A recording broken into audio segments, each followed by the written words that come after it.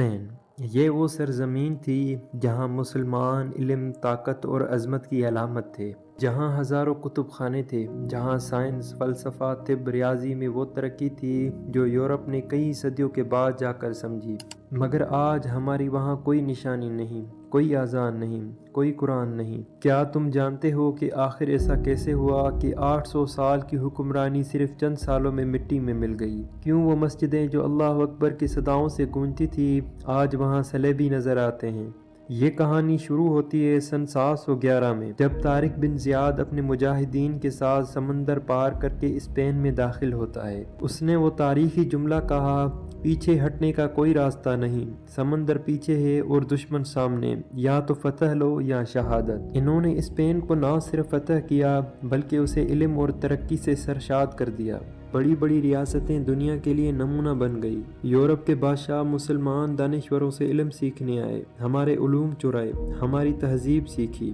مگر پھر وہی ہوا جو ہمیشہ ہوتا ہے، مسلمان جب طاقتور ہوئے تو وہ اصل مشن بھول گئے، جہاد کو چھوڑا، مسجدوں کو چھوڑا، قرآن کو چھوڑا اور محلات کی رنگینیاں اپنا لی۔ ان کی درباروں میں ناچ گانے ہونے لگے، حکمران عورتوں کے زلفوں کے اسیر ہو گئے اور سپہ سالار شراب میں ڈوب گئے۔ دوسری طرف عیسائی طاقتیں خاموش نہیں بیٹھی تھی، وہ جانتے تھے کہ مسلمانوں کو ہرانا مشکل ہے، مگر اگر ان کو آپس میں لڑوایا جائے، اگر ان حکمرانوں کو دولت اور عیش میں لگا دیا جائے تو پھر انہیں تلواروں سے مارنے کی ضرورت نہیں پڑے گی۔ اور یہی ہوا، مسلمان آپس میں بٹ گئے، ایک دوسرے کے خلاف سازشیں کرنے لگے اور دشمن نے اس کا پورا فائدہ اٹھایا۔ یہ 1452 کا وہ بدنصیب دن تھا جب اسپین کی آخری اسلامی ریاست بھی ختم ہو گئی۔ سلطان ابو عبداللہ نے غرطانیہ کا قلعہ بغیر لڑے دشمن کے حوالے کر دیا، مساجد کو گرجا گھروں میں بدل دیا گیا، قرآن جلائے گئے اور مسلمانوں کو چن چن کر قتل کر دیا گیا، جو بچے انہیں زبردستی عیسائی بنا دیا گیا۔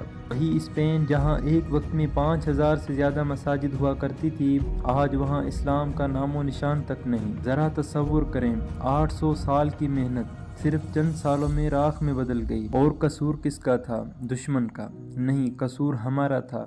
ہم خود غافل ہو گئے، ہم نے اپنی غیرت بیچ دی، ہم نے تلواریں رکھ دی، اور نتیجہ یہ نکلا کہ ہمارا غرور، ہماری عظمت سب خاک میں مل گئے۔